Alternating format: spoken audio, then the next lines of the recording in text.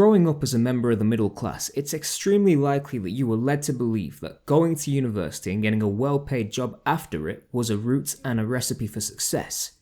But with myself, having graduated about 3 years ago with an AI degree, I can confirm that this is most definitely not the case. For the vast majority of people, going to university will not be the key to unlocking your potential. It may not open as many doors as you think, because more and more people are now going to British universities.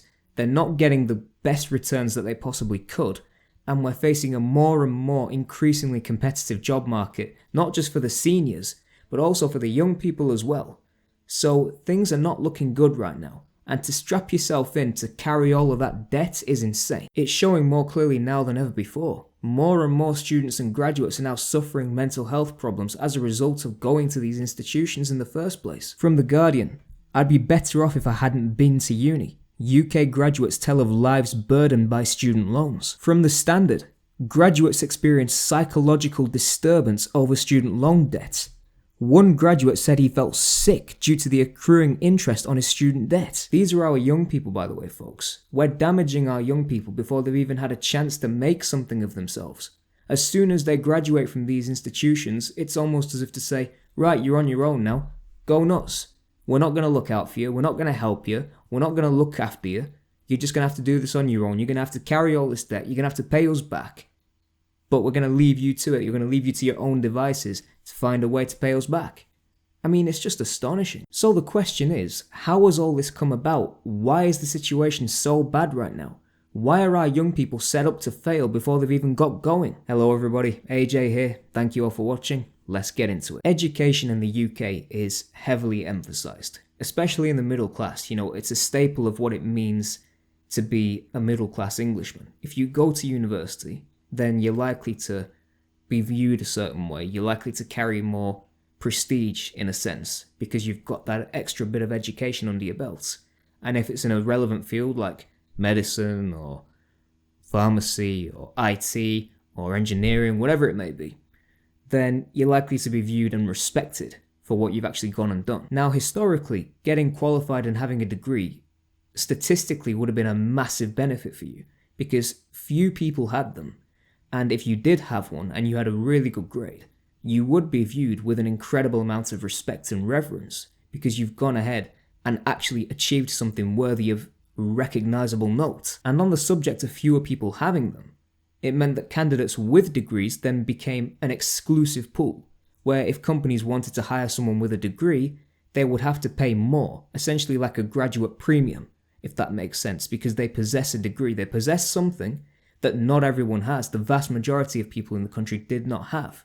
So they could command a higher salary, meaning there was a real benefit to going to university and getting a degree 40 or 50 years ago. Now this is where things get interesting because in 1997, enter Tony Blair. Tony Blair was elected as Prime Minister in 1997 and both he and his Labour Party went all in with regards to education. I mean, he stated quite clearly he wanted a target of 50% of the population to go and get an education from a British university. That target has now been reached and surpassed since September of 2019, almost 5 years ago now. The proportion of young people in England going to university has passed the symbolic 50% mark for the first time, almost exactly 20 years after Prime Minister Tony Blair made the call for half of the young adults to go into higher education. Now, part of me understands the thinking behind that decision, because if more of the population are better qualified, better educated, then it puts them in a better position to get better pay.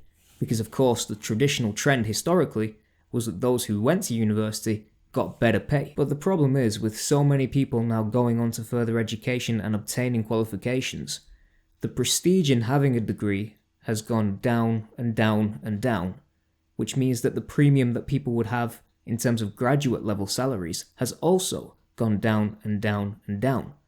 Because if there's a greater array of graduates to choose from, companies can simply just pick and choose as they please, and they can offer lower rates because they know there are many more graduates out there as opposed to just one, so they can have flexibility in who they choose to join their companies. Basically, if more people get a degree, then there's less prestige in having a degree, because degrees then become a common qualification, as opposed to an exclusive qualification. In addition to which, Tony Blair also introduced tuition fees, the idea that you pay your way to go and get a further education and get a degree. Keeping our universities strong is, in my view, an absolute economic priority for the country.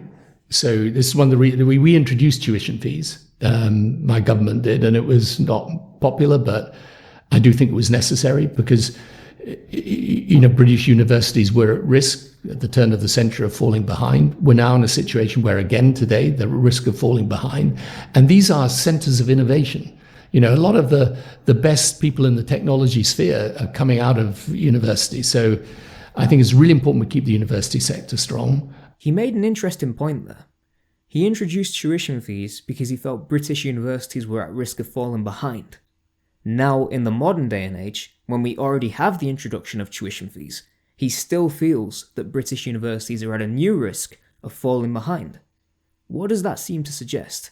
We already have tuition fees, but if the university sector is falling behind, are we going to see a tuition fee hike? Well, it certainly seems to be what universities are advocating for, according to this article by the Eastern Eye.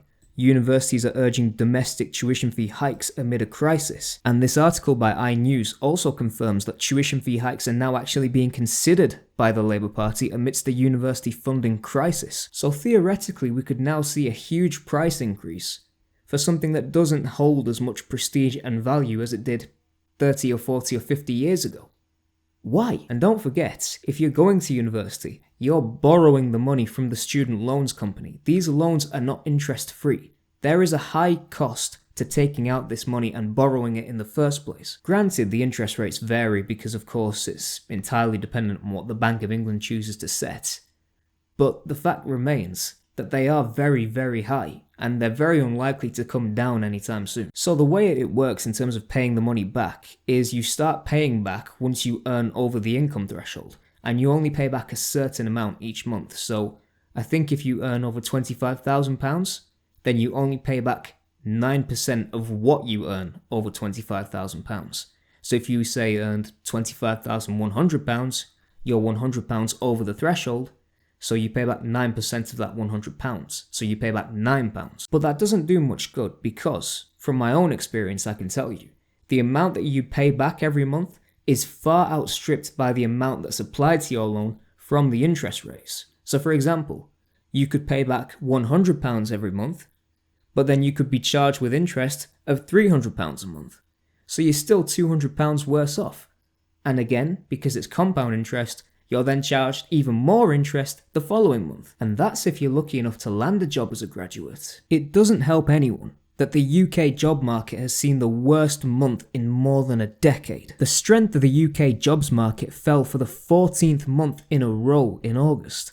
The reading of 95.89 was the lowest score since January of 2013. That doesn't bode well for established professionals with experience, let alone graduates that are just at the beginning of their careers. Now, from my own standpoint, we really need to stop with the notion and the stigma that going to university is someone's only way out of a bad situation. If they want to get out of their hometown, or if they want to actually go and get a well-paid job, they don't necessarily have to go to university to make that happen.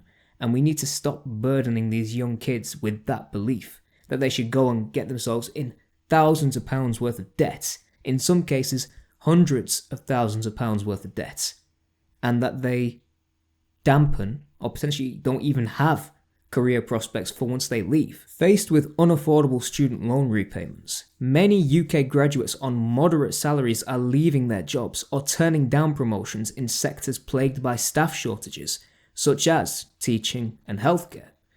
Loans totaling as much as £120,000, think of that, £120,000 worth of loans. And they're only just starting their careers. Many swollen by surging interest rates are putting students off trying to progress in their careers. People responding to an online call out or explaining their experiences in interviews was shared with The Observer. Listen up, youngsters. Sam Allardyce summed it up best. And obviously, today we need more qualifications than ever before. It's a piece of paper. You know what I mean? And I think that I think the difficulty with something like life for youngsters now. Why do all youngsters have to have a degree? Why can't we weigh up their abilities that are not academic and put them in the right direction to become what they need to become on what strengths they're based on? And teachers should understand their strengths and push them into an area where they're going to find a good living in the world and move and impress themselves, rather than everybody go into debt by going to university and a lot failing, or a lot actually then saying, well, what am I going to do now? Well, what they're going to do now is they've got a qualification, they've got a super degree, but they've got no job. That's the sanest description I've heard of this whole situation. It's a piece of paper. And it's quite apparent now, the system with which these young kids are being led into doesn't work anymore. It's not practical enough anymore to really give these kids the start that they need in life. And if you want to go one further, you just need to look at the financial picture, because it's such a bad return on investment. Low contact hours, teachers striking all the time. For me, COVID, when I went to university, it was such an awful state of affairs what they did, because basically they moved everything online. The quality of teaching was not at the same level as it would have been if it was in person. They were still trying to work it out as they were going along, which I can understand because obviously it was a new, unprecedented set of circumstances. But just the way it was done, it just seemed extremely unprofessional to me personally. And then on top of that, the fees remained the same. The fees remained the same for a poorer standard and quality of education. That's not right, but again, that's the system that we were being led into as young people. In addition to that, one common thing I noticed was that all the jobs that popped up in different parts of the UK, they were all being taken up very quickly because the jobs were so few and far between. You know, jobs in the north of England, jobs in the east of England, west of England, they only had 1 or 2 positions available at companies, and that was it. Most of the jobs were being advertised in London. Now, as a graduate, being saddle loads in debt and then having to move to London, where yes, granted the wages are higher, but the cost of living is also through the roof right now, and all the additional taxes that may exist in terms of the ULEZ fee, the congestion charge, the prices in London, it doesn't necessarily make for an ideal set of circumstances, because what you're actually doing is signing up for years of misery. At least at university you may have had some comfort. If you go down to London as a graduate, you're not going to have that same comfort anymore. So we have a system where the entire graduate and student prospects and the country's prospects are all centralised on London being a success. That again is not right. It's not well balanced. Everything coming back to London is not the way it should be operating, especially for graduates. That's not to say all isn't lost if you go to university. I mean, you could go there and make fantastic connections, climb your way up the ladder based on those connections, make some good money in some sector like private equity or investment banking, and really climb up the greasy pole. It's not impossible, but it is extremely difficult, and it is very rare. But the point I'm trying to make here is you don't have to go to a university to get these qualifications that will set you up for a career for life. You can just as easily learn the skills off YouTube, or find one of these resources online where you pay a fraction of the fee that you would pay if you went and attended a university. There are tons of short courses out there where you can pick up all these different types of skills and then apply to jobs where you can advertise those skills to the employers, saying, this is what you learned online, this is what you produced in that short course, this is what you can offer the company. You also have apprenticeship schemes around the UK now where you can actually go and earn and then study for a degree at the same time. So you're earning money instead of taking out a student loan, because the company's paying for you to take the degree as well. So you've got the best of both worlds, and you get your work experience on top of that. So by the time you finish, not only have you got the degree, you've also got money in the bank as well, which as a 21-year-old is a great place to be. Thank you all for watching. If you got any comments or questions, please let me know in the comments section down below. I'll be more than happy to help out. And if you enjoyed this video, please take some time to hit the like and subscribe button. We're so close to 1,000 subscribers. I'd love to see that happen at some point. But until then, I'll see you all in the coming weeks with some more content. So stay safe, stay blessed, stay free, Have a drink on me. I'll see you all real soon. Take care.